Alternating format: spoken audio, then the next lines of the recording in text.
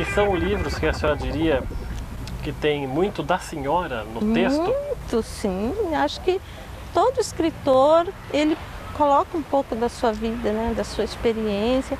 Eu pego experiência não só minha, mas também dos amigos, da família. Eu não duvido nada que tenha alguma coisa de você aí nesses livros. Ou da sua tia, né, que eu conheci tanto. Quer dizer, a senhora vai assim, entre aspas, catalogando as suas inspirações e aí... Isso, eu anoto tudo.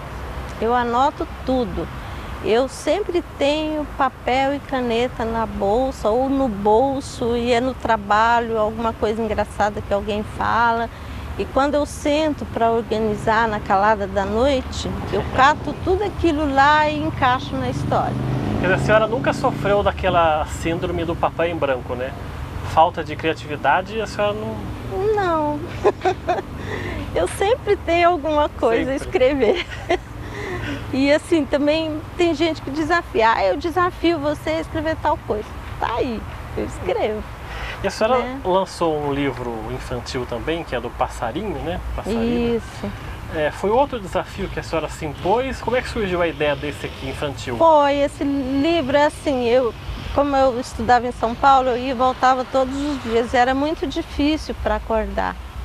Então, o meu marido sempre falava, acorda, que o passarinho que não deve nada para ninguém, já foi na casa do compositor, já pegou as músicas do dia, já está cantando por aí. Aí, no outro dia eu falava para ele, sabe aquele passarinho que não deve nada para ninguém? Ele acordou cedo, estava chovendo, ele vestiu a capinha de chuva, não sei o quê. E a gente tinha essas histórias assim. E um grupo, Coxa de Retalhos aqui da cidade, ia fazer um show. E eles pediram para mim um texto. Falou, Joana, você que escreveu o livro, vê um texto para a gente colocar nos intervalos da música, vai ficar animado. E eu levei vários textos para eles, e levei esse, e eles gostaram desse texto, né? E aí, assim, foi um sucesso tremendo, né? A história do passarinho no meio do show deles, né? Eles cantam muita música, assim, de passarinho. Então, cantavam a música de passarinho, aí entrava o texto com o negócio do passarinho. E daí foi um desafio, eles falaram, agora você transforma isso em livro. Aí eu transformei. Aí ficou o livro do passarinho, então. Ficou. E teve boa repercussão, né? Pelo que eu me lembro. Sim, né? a criançada adora, mas ele é um livro infantil, mas é para criança alfabetizada já. Então a gente classifica ele entre 8 e 13 anos, porque ele é considerado grande para um livro infantil, né? Que é só algumas frases. O meu, ele tem 28 páginas, então já é para criança que está na escola, que já sabe ler, etc e tal. Antes da gente começar a gravação, a senhora falou que se define como uma romancista. Eu sou uma romancista. Como é que brota a ideia de escrever uma história?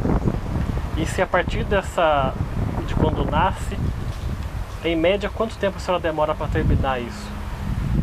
A gente fica corrigindo a vida inteira, né? Mas, por exemplo, o Saci Apaixonado, quando houve a inundação de São Luís do Paraitinga, que todo mundo se salvou e etc e tal, mas ninguém falava do Saci. Eu fiquei com isso na cabeça, mas e o Saci? Que era de lá, né? Sim, eles falam pra gente que o Saci mora lá. Mas e aí? Né? Ninguém falava do Saci. E aí eu comecei a esboçar alguma coisa nesse sentido, mas eu pensei em fazer uma crônica, alguma coisa assim sobre isso. Mas aí acabou que saiu um romance, né? E acabei fazendo, e se o Saci fosse para um lugar que não chovia tanto, que não chove tanto quanto aqui, né? Aí eu mandei o Saci pro Cerrado, que ele já estava meio revoltado, que ele tinha sido abandonado, ninguém falava nele, né? E eu mandei ele pro Cerrado lá, que lá não chove muito, e daí eu tirei o cachimbo dele, porque por causa do câncer de pulmão, né? E também ele tem que dar bom exemplo, né? Já que ele é um adolescente e tal. O meu Saci é um Saci saudável e ele foi lá pro Cerrado e lá ele conheceu uma garota, se apaixonou. É um Saci politicamente correto, né? Isso, mesmo porque ele foi pro Cerrado com os recursos dele, ele não foi em nenhum jatinho, sabe? Seria muito engraçado o Saci fazendo check-in. Mas ele foi no redemoinho dele, né? E foi parar lá no Cerrado. Né? Então é um romance bem interessante, bem sugestivo. E nessas andanças, a senhora entrou para a Academia Jacariense de Letras. Sim. Como é que foi esse processo para entrar? Que a senhora também estava contando que teve resistências aí por sua parte, né? Não era nem resistência, era falta de tempo mesmo, né? Mas desde o primeiro livro, que foi em 2008, né, que eu publiquei o Pilotando Meu Nariz, eu fui convidada.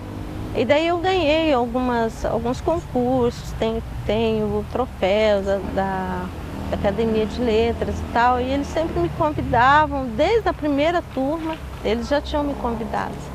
Mas eu realmente não tinha tempo, eu achava que se fosse para entrar para a Academia de Letras, para participar mais ou menos, então não queria, eu queria ter mais tempo para me dedicar, etc e tal. Então, quando eu lancei o Uma Doce Companhia, em 2011, o seu Beni, ele era o presidente, ele fez o prefácio do livro e ele deu um puxão de orelha mesmo em público, no lançamento do livro. Ele falou, mas a gente já convidou várias vezes, eu não sei por que você não está lá. O seu Geraldo, que era o presidente anterior também, tinha convidado. Eu falei, não, agora eu vou, daí fui, passei por aquele noviciado, né, de 6 meses e realmente não, é isso mesmo que eu quero, que aqui tem pessoas que falam de literatura, que lê, que gosta daquilo que eu gosto, e aí... Porque é interessante, por exemplo, já entrevistei muitos acadêmicos aqui da Academia Jacariense, né? Uhum. E é um cargo que quando é aceito, você sabe que vai ficar para a vida toda, né? É vitalício. Porque você sai dali quando morrer. Ou se você renunciar. Mas na maioria das vezes só vai ficar até... Isso, é vitalício. E como é que a senhora vê isso? Quando se crava que a senhora aceita o cargo, entre aspas, e que só vai sair a hora que a senhora... Por isso que tem que pensar muito. Por isso que tem esse período de adaptação e tal, para você ver se é isso mesmo que você quer. Porque uma vez lá, você tem que ficar, né? Inclusive, é feio você assumir uma coisa que você sabe que é vitalícia e ficar lá um tempo e, não quero mais. Porque lá a gente tem muitos egos, né? Os escritores, eles têm egos, né? E assim, por qualquer problema, alguma coisa que acontece, não quero brincar mais, não quero brincar mais de ser acadêmico. Não, tem que ficar lá e contornar as coisas, conviver com esses egos, todo mundo tem seu ego e tal, né? E é uma coisa gostosa, porque na academia, às quintas-feiras a gente se reúne e fala daquilo que a gente gosta. Né? Cada um do seu jeito, cada um escreve uma coisa, um escreve cordel, outro faz poesia. Eu não sou muito boa de poesia, eu tenho uma poesia que é sobre um beija-flor, né? E eu sou romancista, outros fazem crônica, etc e tal, mas todo mundo faz literatura, né? Outros são historiadores, gostam de pesquisar, etc e tal, mas todo mundo valoriza os livros. E eu lá em casa era assim, para você pegar um livro, você tinha que lavar a mão, enxugar. Não era assim pegando um livro. Meu pai ensinava a gente desde pequena aquele respeito pelos livros. Ele também era um leitor? Olha, eu sei que ele fazia eu ler para um monte de gente. A gente andava assim pela roça de noite com lanterna, eu ia lá na casa de alguém lá, chegava lá, tinha um monte de gente sentada na beira da fogueira e eu lia para todo mundo. Ele achava bonito aquilo. Se ele era um leitor, eu não sei, eu acho que não, né? Porque acho que ele nem tinha tempo. Mas eu acho que alguma coisa tinha, porque os meus irmãos eram, a minha irmã era professora e tal, né? E como eu já nasci bem depois, eu não sei, mas pelo menos valorizar muito isso, o meu pai valorizava.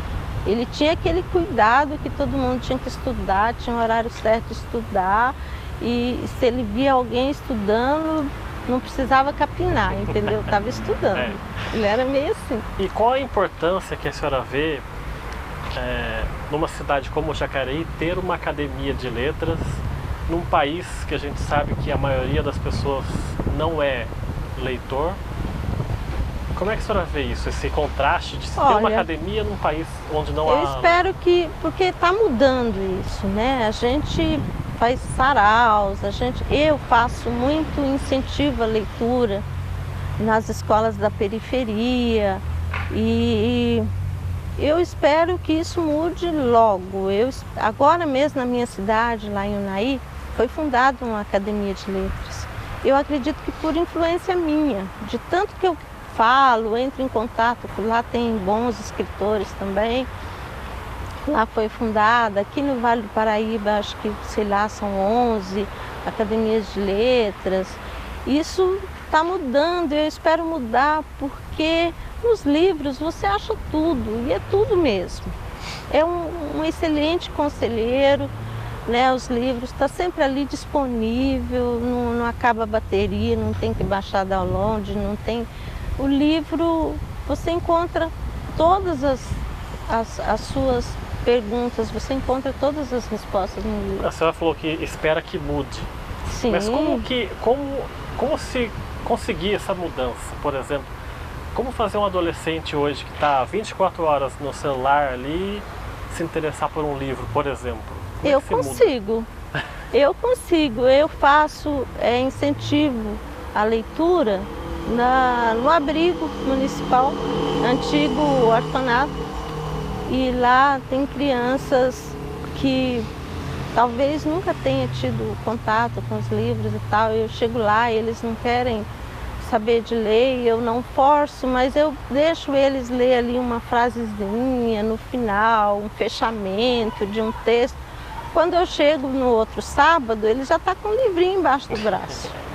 Então, eu acho que a leitura muda o caráter, molda o caráter. É um trabalho de formiguinha, né?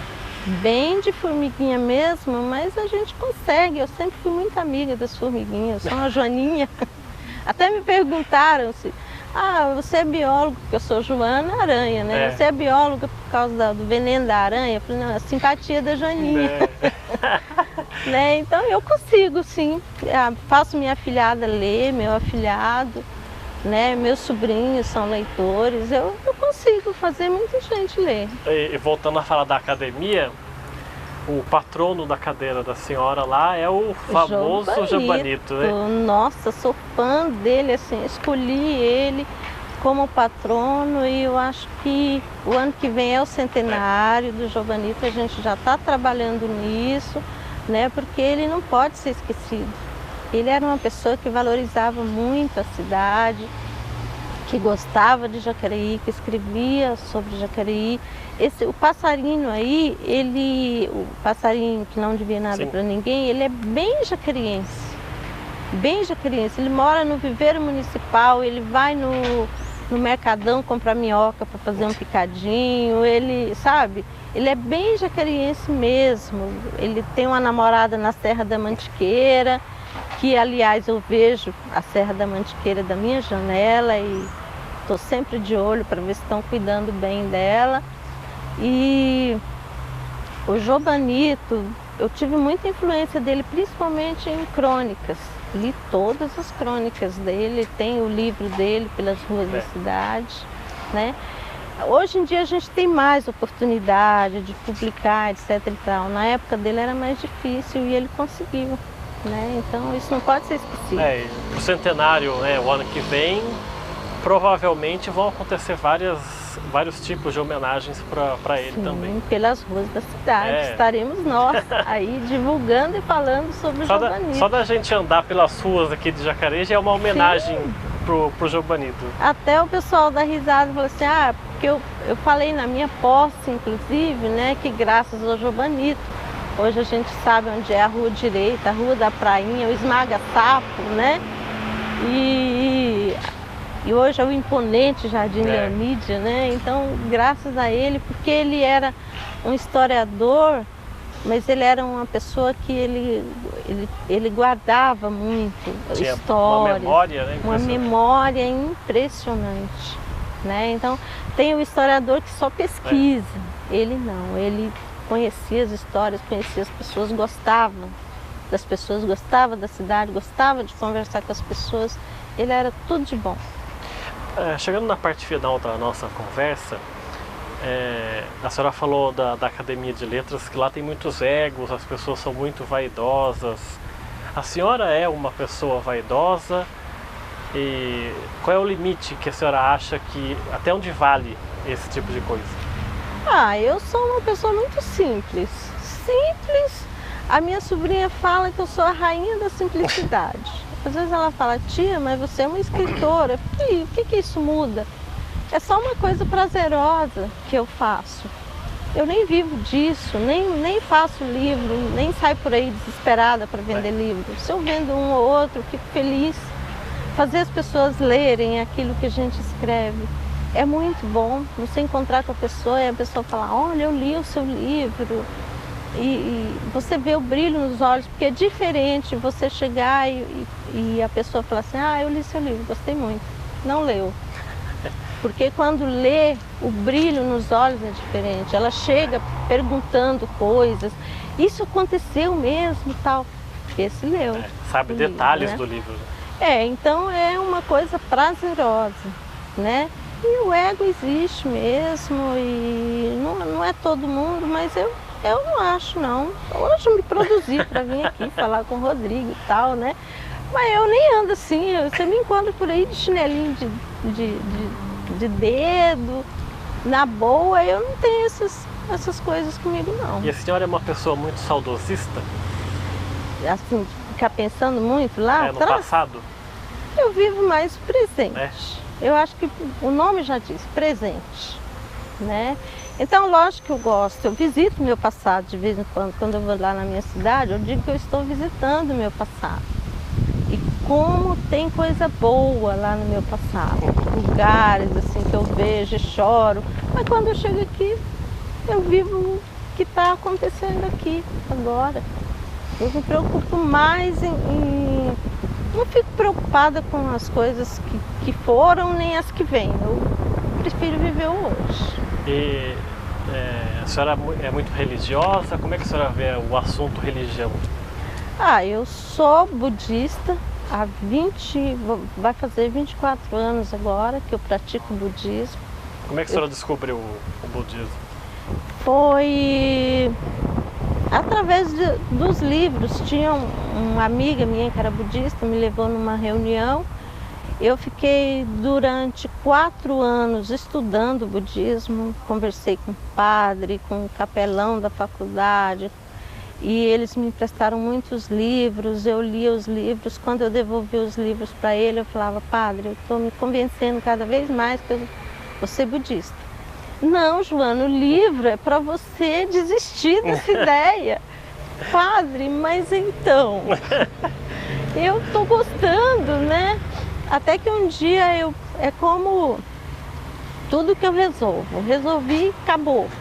Então as pessoas se tornam budistas, começam a praticar o budismo 1 ano, 1 ano e meio, já se convertem. Eu levei 4 anos, porque até eu ter certeza, porque a família católica, eu era rezadeira, eu ia com a minha irmã na missa, ajudava na missa. E gostava, né? Não ia trabalhar sem ir na missa. Eu ia primeiro na missa para depois trabalhar, né? Fim de semana, sempre na missa. E então eu tive que pensar muito e decidir muito. Foi durante 4 anos que eu estudei e um dia eu falei, não, eu vou ser budista. E cheguei para o padre e falei, padre, eu vou ser budista. Ele falou, olha, eu sou muito feliz como católico. Você promete que vai ser feliz como budista? Prometo. Mas você vai continuar indo nas minhas palestras? Ele falou, vou. Aí eu ia nas palestras dele, né, lá na faculdade, ele chegava, ficava me procurando, eu fazia assim, né? Então, sou budista. Não foi um sofrimento a senhora sair do catolicismo para o budismo? Não. tive que pensar muito, mas eu sou muito determinada. Quando eu resolvo... Aí não tem volta. Não, tá resolvido. Tá certo, Joana. Quero agradecer muito sua presença aqui. Parabéns por esse seu trabalho dos livros, que venham mais ainda. E obrigado pela sua entrevista. Nossa, eu que agradeço muitíssimo o convite. Foi muito bom essa oportunidade que vocês dão, né? Pra gente que escreve, falar um pouco sobre a gente, sobre os nossos livros. Isso é muito, muito importante. Vocês não imaginam a importância que é isso. Obrigado. Né, pra gente. Nado dia 6, o primeiro dia da natação, logo após a abertura. Eu nado 1h da tarde, se tudo dá certo, à noite. Eu sou a segunda prova, eu tenho 400 medley masculino, que é o Brando que nada. E depois é só eu e a Daiane Dias.